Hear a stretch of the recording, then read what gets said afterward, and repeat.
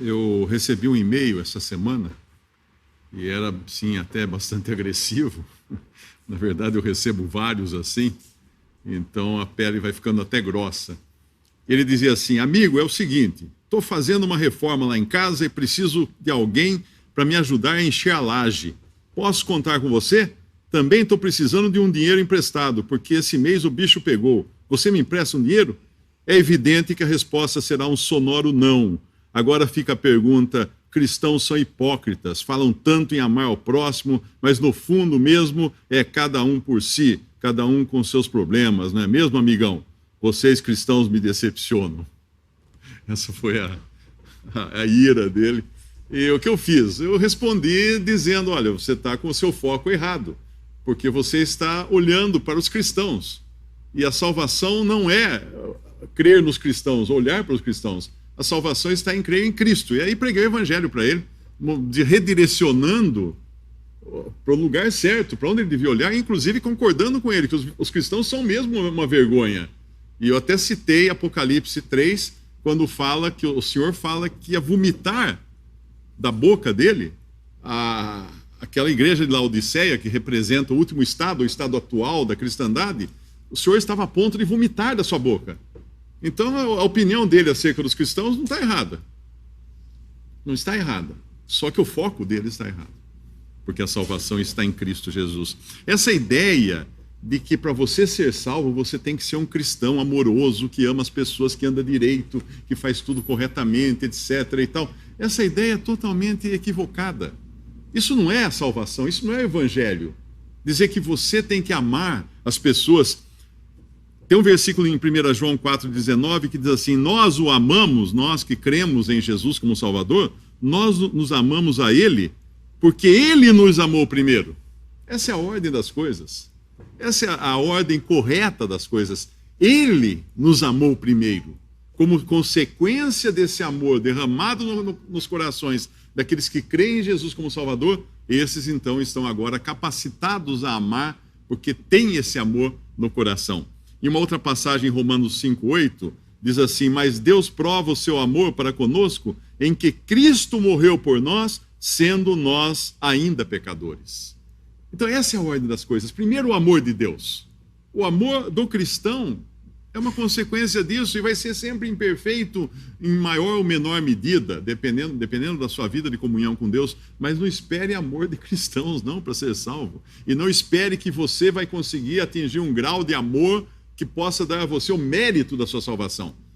Que você possa receber a salvação como sendo um prêmio. Tem um filme muito conhecido chamado Os 10 Mandamentos, foi feito em 1956. Um filme tinha 3 horas e 40 minutos de extensão, ele tinha intervalo no meio, e no começo do filme e no intervalo ia uma pessoa na frente e explicava o que ia acontecer depois. Era um filme bem extenso e bem diferente do que era tudo que era visto na época. Um filme colorido, era uma novidade também. E esse filme representava toda a história do Êxodo, que é a história muito conhecida, todo mundo conhece a história do Êxodo. Porque se você não leu na Bíblia, você viu no filme, você viu lá o Charlton Heston, Moisés abrindo o Mar Vermelho, você viu na novela, ou você viu num gibi, ou até num desenho animado. Tem lá o desenho animado que mostra a história de Moisés, de José no Egito, depois de Moisés. Todo mundo conhece mais ou menos a história. Agora, muita gente não sabe como é feito um filme. Você não faz um filme, eles não filmam do começo ao fim. Eles filmam pedacinhos. Então, hoje vai ter todas as cenas de mar. Aí eles pegam todas as cenas de mar e filmam naquele dia. Para aproveitar o navio, para aproveitar o tempo, o clima, etc, etc. Essas cenas depois vão aparecer em momentos diferentes. Agora tem todas as cenas de palácio. Agora vão ter todas as cenas do êxodo no deserto. E aí filma todas as cenas. No final, vai ter um sujeito que tem que ser muito bom, que é o que faz a edição do filme, e ele vai catar aquele monte de pedaços de filme e colocar na ordem certa. E se ele fizer bobagem, o criminoso vai aparecer no começo do filme de suspense, que era para aparecer no fim. Todo mundo vai descobrir logo que o mordomo é que matou e não no fim. Então, ele tem que ter esse jogo de cintura e esse conhecimento para fazer isso. Agora, imagina que nós pegamos um editor trapalhão para editar o filme Os 10 Mandamentos. E aí então nós vamos assistir o filme, vamos ao cinema e aparece lá Moisés no Egito, subindo uma montanha no Egito, e Deus aparecendo para Moisés, dando as tábuas da lei para Moisés e dizendo: olha, agora se vocês cumprirem todos esses mandamentos que eu te ordeno, eu tirarei vocês da escravidão do Egito e vocês então irão para uma terra prometida.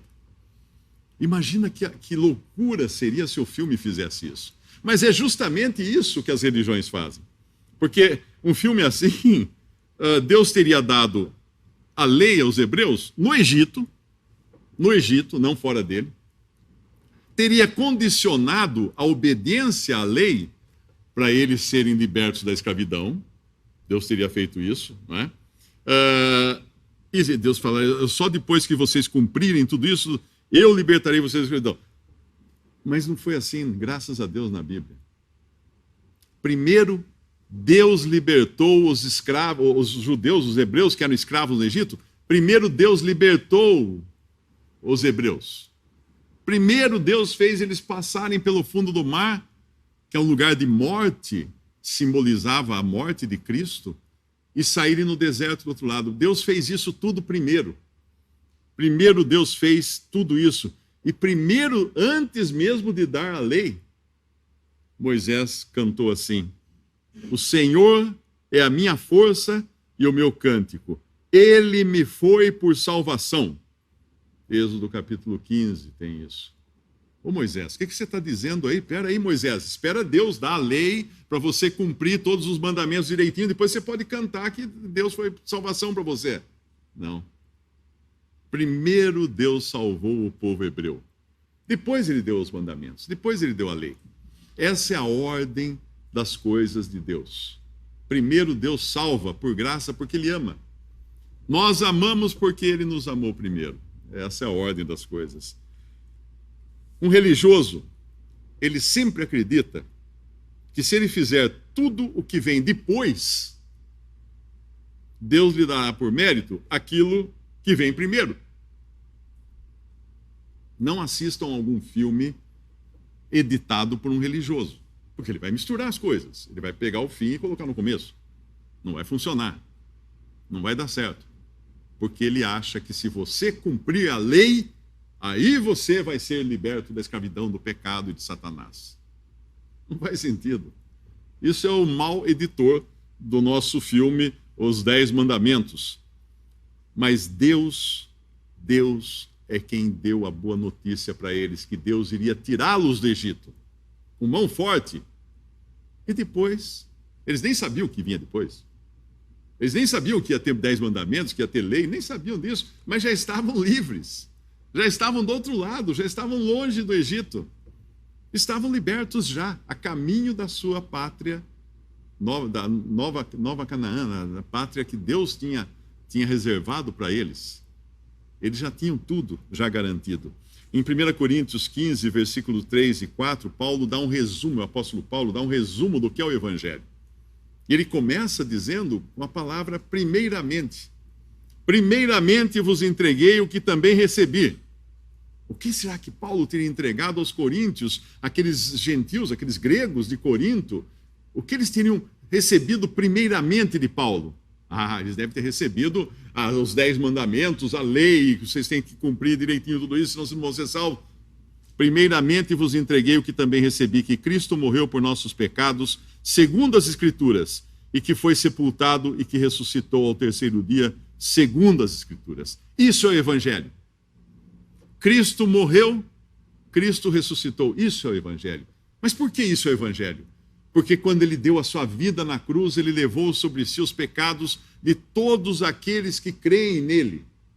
Mas eu não existia ainda. Pois é, olha que ótima notícia. Os meus pecados, que ainda não existiam, estavam sobre Jesus na cruz. Mas quais pecados? Aqueles que eu pratiquei ontem também. Mas os de amanhã, eu que vou ter que pagar? Como que você vai ter que pagar de amanhã? Os de amanhã também não existiam naquele tempo. O Senhor Jesus, quando morreu, levou todos os pecados dos que creem nele. Os pecados passados, presentes e futuros. Todos. Todos. Não deixou nenhum. Porque se deixasse algum por resolver ali, Ele teria que voltar aqui para morrer, porque só existe um que poderia ser um sacrifício dado por Deus para remissão, para retirada dos pecados, para purgar os pecados. Só Cristo podia fazer isso, porque ele era o único perfeito, o único homem perfeito, porque era Deus e homem, o Filho de Deus feito homem vindo ao mundo. Tem um versículo muito bonito, eu nunca tinha visto esse versículo, eu li hoje numa publicação a respeito do amor. Esse versículo é no Salmo 119, 32, eu devo ter lido, né, porque eu já li a Bíblia, mas eu nunca, a gente lê, mas não lê, né? Você lê, passa por cima. O Salmo 119, 32 diz isso: correrei pelo caminho dos teus mandamentos quando dilatares o meu coração. Olha que coisa linda. Mostrando aqui os mandamentos ou andar como uma consequência de um coração dilatado. Um coração dilatado com amor, com alegria, com gozo de ter sido salvo por Cristo. É isso que significa isso aqui. Isso é Evangelho. Isso é Evangelho. Em 2 Coríntios 5, 14 a 15, diz que o amor de Cristo nos constrange, julgando nós assim, que se um morreu por todos, logo todos morreram. E ele morreu por todos para que os que vivem não vivam mais para si, mas para aquele que por eles morreu e ressuscitou. Então, se tem alguma coisa que pode fazer um cristão andar em comunhão com o Pai e andar de acordo com a vontade de Deus, a única coisa que pode fazer é o amor de Cristo. O amor de Cristo nos constrange. O que é constranger? É amarrar. Uma pessoa constrangida, ela está presa a uma determinada situação. Ela está constrangida naquela situação, amarrada àquela situação. E o amor de Cristo nos constrange. Somos constrangidos por amor. Isso é maravilhoso. Por amor dele, não amor nosso. Não é uma barganha, eu vou amar a Deus e depois me dá salvação. Não. Ele não precisa do meu amor. Ele é amor. Deus é amor. Ele é a fonte de todo amor. E ele faz isso por amor. Ele salva por amor. E salva inimigos. Ele não salva pessoas boas. Ele não salva pessoas merecedoras, porque não tem um que mereça. O único aqui que andou na terra, que era perfeito, esse sim não merecia morrer, mas deu sua vida em lugar dos pecadores, para pagar por nossos pecados. Em Oséias 11:4, o profeta Oséias diz assim: atraí-os com cordas humanas, com laços de amor, e fui para eles como os que tiram o jugo, o peso de sobre as suas queixadas, e lhes dei mantimento. Oséias está falando aqui, o Senhor, através de Oséias, está falando aqui do povo de Israel. Deus os atraiu como? Com chicote, com vara? Não, com amor, com cordas humanas, com laços de amor. A contrapartida seria eles obedecerem a Deus, terem comunhão com Deus. Infelizmente falharam, como todos nós falhamos. Como todos, mas como eu falho, porque eu não vou lá encher a laje daquele amigo lá que escreveu para mim e não vou emprestar meu dinheiro para ele. E nem faria, porque eu não conheço quem é também. Eu vi perfeitamente que ele estava só me provocando, não é? Mas todos nós falhamos. Ai de nós, se as nossas falhas nos condenassem, porque não teria um salvo. Por isso que Cristo precisou intervir. Em João 12, 35 a 36, disse-lhes, pois, Jesus aos religiosos da sua época e aos seus discípulos também: a luz ainda está convosco por um pouco de tempo. Andai enquanto tendes luz, para que as trevas não vos apanhem. Pois quem anda nas trevas não sabe para onde vai. Enquanto tendes luz, crede na luz, para que sejais filhos da luz. Estas coisas disse Jesus e, retirando-se, escondeu-se deles. Escondeu-se de quem? Não dos seus discípulos, mas dos religiosos que o desafiavam, que o contestavam. Se escondeu deles, porque eles não aceitavam a luz. Eles não queriam enxergar. Eles queriam continuar nas trevas nas quais eles estavam imersos, nas trevas do pecado e da condenação eterna, porque ele fala na continuação do mesmo capítulo 12 de João: eu sou a luz que vim ao mundo, para que todo aquele que crê em mim não permaneça nas trevas.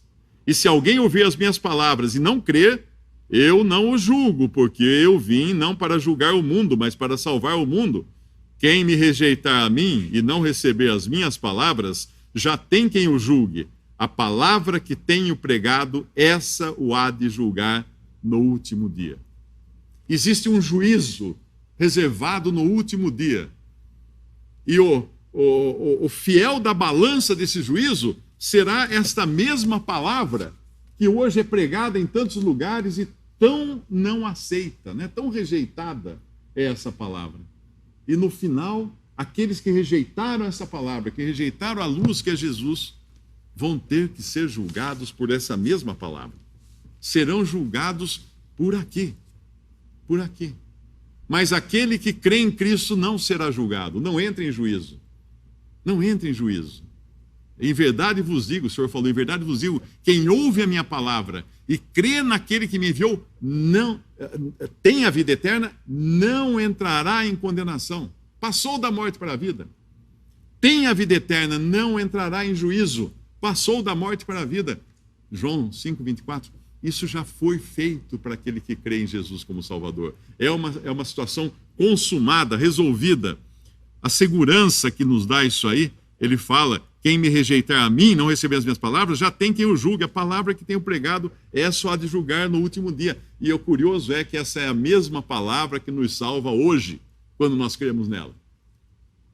Essa é a mesma palavra que nos salva hoje, quando cremos nela. Mas se eu me desviar dos caminhos do Senhor? Olha, esse é um problema que eu recebo todos os dias. Pessoas me escrevem, essa semana mesmo, um me escreveu desesperado, porque ele gosta de uma garota, a garota fornicou com uma outra pessoa lá da religião que ele frequenta, e ela recebeu a sentença profética lá da religião que ela frequenta, dizendo que agora ela está perdida para sempre. E ele fala, ela está muito arrependida, eu amo essa garota, eu quero me casar com ela está muito arrependida, mas já disseram para ela que não tem mais salvação para ela. Ela está pensando em se suicidar, ela está pensando em fazer mal a si mesma, está em desespero. Agora eu pergunto, que Deus é esse que essa religião segue? Não é o Deus de amor da Bíblia, porque esse perdoa os pecadores e esse vai buscar cada um onde ele estiver. Quando nós nos lembramos do apóstolo Pedro, quer pecado mais grave do que negar o Senhor Jesus? Ele era um discípulo do Senhor. Ele andou com o Senhor 3 anos. Mas chegou um momento em que o Senhor foi preso. Ele seguiu escondidinho, foi até o pátio da casa do sumo sacerdote, ficou lá na fogueira, em volta da fogueira, onde estavam os soldados que tinham prendido Jesus, e ele lá, dando uma de quem não conheço, não sei quem é, não conheço, nunca vi. Perguntaram para ele, 3 vezes perguntam para ele, não sei, não conheço, não sou amigo de jeito nenhum, até que chega um momento, lá em Lucas 22, versículos 61 e 62, virando-se, depois de ele negar o Senhor 3 vezes, o Senhor que estava lá dentro virou-se para ele, olhou para ele.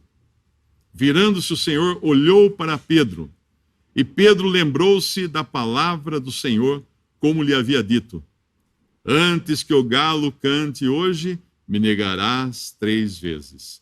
E saindo Pedro para fora, chorou amargamente. Estaria Pedro descartado por essa pisada na bola homérica que ele deu? Não, de maneira alguma. Depois o Senhor vai chamá-lo, vai chamar Pedro, você me ama? Pedro, você me ama? Pedro, você me ama? E nós sabemos, pela continuação, o papel que teve Pedro como um dos principais apóstolos no começo da igreja. Lá em Atos tem epístolas de Pedro também. Foi extremamente usado pelo Senhor, esse mesmo que havia rejeitado, que havia mentido para as pessoas, dizendo que não conhecia o Senhor, não queria se identificar com ele. Esse é o Senhor amoroso que vai atrás daquele que se desvia dele. Quando o Senhor avisou que ele ia morrer e no 3º dia ressuscitar, falou para todos os discípulos. Os discípulos não creram. Alguns continuaram lá em Jerusalém. Ele então efetivamente ressuscitou, apareceu para as mulheres lá na beira do sepulcro, isso na parte da manhã, do domingo, do 3º dia. Mas teve 2 discípulos que nem sequer quiseram esperar as coisas acontecerem em Jerusalém.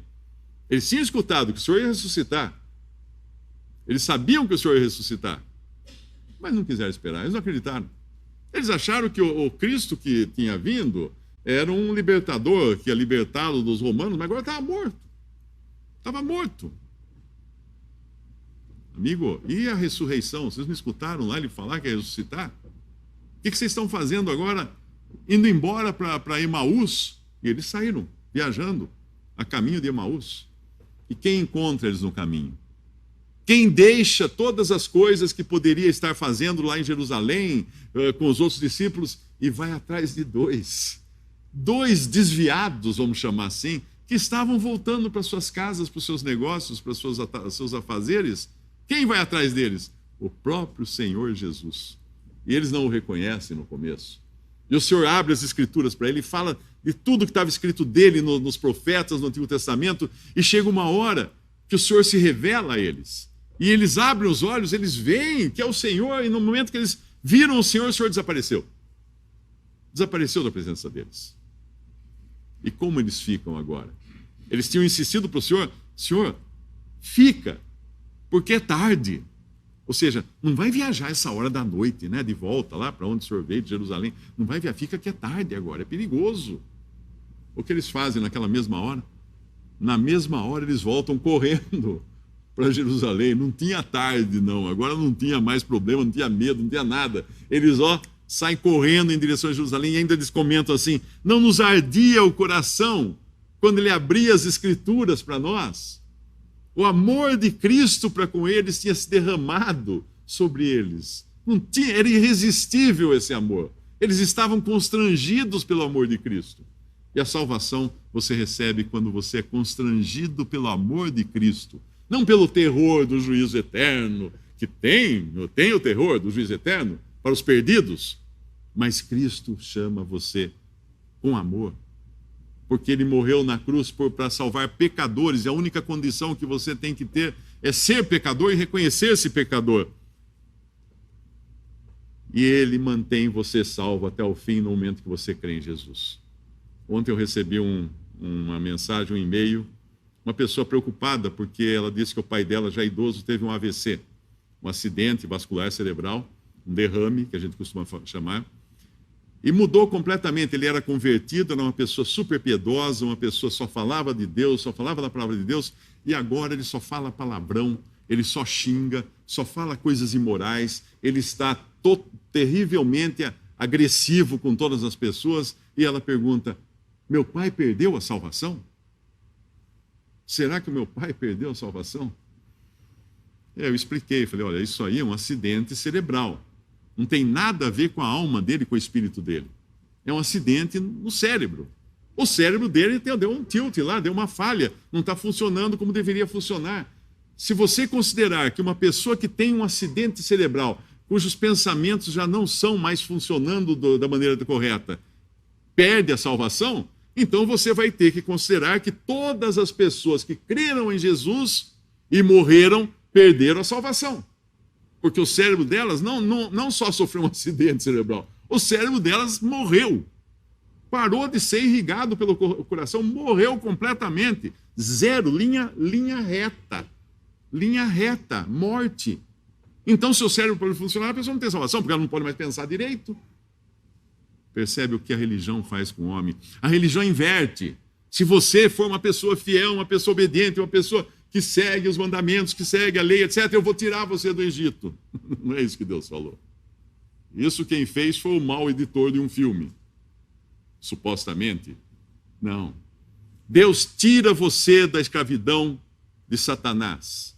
Quando você crê em Jesus como seu Salvador e dá a você, não meia salvação, não uma salvação meia boca. Somos abençoados com todas as bênçãos espirituais nos lugares celestiais em Cristo Jesus, diz a carta aos Efésios no capítulo 1. Tudo já tem aquele que crê em Cristo. É uma situação resolvida. A comunhão dele pode melhorar a cada dia, isso é para melhorar até a cada dia, o seu andar, as arestas que ele vai tirando da sua vida aqui, mas a sua salvação está completa. Ninguém vai mexer nela. Ele já tem o título, ele tem o Espírito Santo, que é a certificação, ou a certidão da sua salvação. Quando você termina um curso, você tem uma certidão, você tem um diploma. Ele diz que você terminou o curso e merece receber o diploma porque terminou o curso. A salvação, nós temos o diploma, que é o Espírito Santo, mas nós não merecemos, porque nos foi dada de graça. Pela graça sois salvos, por meio da fé, e isto não vem de vós, é dom de Deus, não de obras, para que ninguém se glorie. Percebe agora? Se eu for salvo pelas minhas boas obras, eu vou chegar no céu e falar assim, eu cheguei aqui porque eu sou o cara máximo, eu sou o cara. Eu cheguei aqui porque eu sou a alma mais bondosa, como é que é? A alma mais pura, a alma mais honesta deste país sou eu. Cheguei aqui por causa desses meus atributos, dessas minhas qualidades imensuráveis. Aí eu vou me gloriar. Graças a Deus não é por isso, porque ninguém tem um átomo de bondade que possa apresentar diante de Deus. Nós podemos apresentar nossos pecados só os nossos pecados. Nada além de pecados nós temos para apresentar diante de Deus. E quando você apresenta os seus pecados diante de Deus, Ele, limpa. O sangue de Jesus Cristo, seu Filho, nos purifica de todo o pecado. 1 João. George Matheson foi um homem que escreveu um hino muito bonito. Nós cantamos esse hino com uma letra mudada. Ele escreveu um poema, foi transformado em hino. Nós usamos uma versão bastante alterada até da original. Amor, que por amor desceste, amor... eu não lembro agora o resto da música, mas o hino que nós cantamos começa assim, amor, que por amor desceste. E o original, na verdade, tem a ver com o dia em que ele saiu do médico, porque ele estava com um problema de visão, e ele foi ao médico, o médico deu a sentença, falou assim, você vai ficar cego. Você vai ficar completamente cego. Você está perdendo a visão, é irreversível, você vai ficar cego. Então ele saiu do consultório, apalpando as paredes para poder chegar até a casa da noiva dele, que ele estava noivo, e deu a notícia para ela, e disse para ela, eu vou ficar cego, mas eu dou a você a liberdade de escolher se você quer ou não continuar comigo. Ela, então, aproveitou a liberdade que ele deu e terminou com ele. Então, naquele mesmo dia, ele teve duas más notícias, né? Uma que ele ia ficar cego e outra que ele ia ficar sem a noiva. E aí ele foi e escreveu essa poesia, esse hino. Ó amor que não me deixa ir, eu descanso, minha alma cansada em ti, eu te devolvo a vida que te devo, para que nas tuas profundezas o seu fluxo possa mais rico e mais cheio ser. Ó luz que seguiste o meu caminho, eu te entrego minha tocha inconstante, para que restaures em meu coração a luz que não é minha, para que no fogo da tua luz do sol que empresto, o dia possa ser mais justo e brilhante. Ó alegria que me buscas em meio à dor, não posso fechar meu coração para ti. Busco o arco-íris em meio à chuva, e sinto que a promessa não é vã, e que o alvorecer será sem lágrimas. Ó cruz que levantaste minha cabeça, me atrevo a pedir para voar longe de ti, não me atrevo para pedir a voar longe de ti, lanço ao pó da morte a glória da vida, e desse chão brotam flores vermelhas da vida que será sem fim. Ó amor, ó luz, ó alegria, ó cruz. Ele, na sua pior situação, no seu pior desespero, ele mantém firme a sua confiança naquele que o salvou. Eu fiz uma tradução livre do poema, não tem rima, não tem nada, mas essas são as palavras que ele disse no seu poema. Que você possa crer em Jesus como seu Salvador e ter essa segurança, essa certeza, que mesmo que amanhã você bata a cabeça e para de funcionar tudo, já não consegue nem pensar direito, Ele é fiel. Nós somos salvos não porque nós somos fiéis, nós somos salvos porque Cristo é fiel. Porque Ele não muda, nós mudamos. Ele não muda. E Ele vai garantir a sua segurança até o final. Podemos dar graças a Deus. Nosso Deus e Pai, nós te damos graças, Pai, pela Tua palavra que lemos aqui nesta noite, pela mensagem do Evangelho, e pedimos, Pai, se porventura alguém ainda não tem essa certeza absoluta da sua salvação, dos seus pecados perdoados, alguém que ainda teme o seu futuro, quando sair aqui dessa vida, que Tu possas tocar esse coração, Pai, para que creia em Jesus como Salvador, para que aceite o perdão completo de seus pecados e a vida eterna, e para que comece agora mesmo a se regozijar, a se alegrar na certeza desta salvação, dessa entrada em glória com Cristo no céu. Nós pedimos isso, Pai, em nome de nosso Senhor e Salvador Jesus. Amém.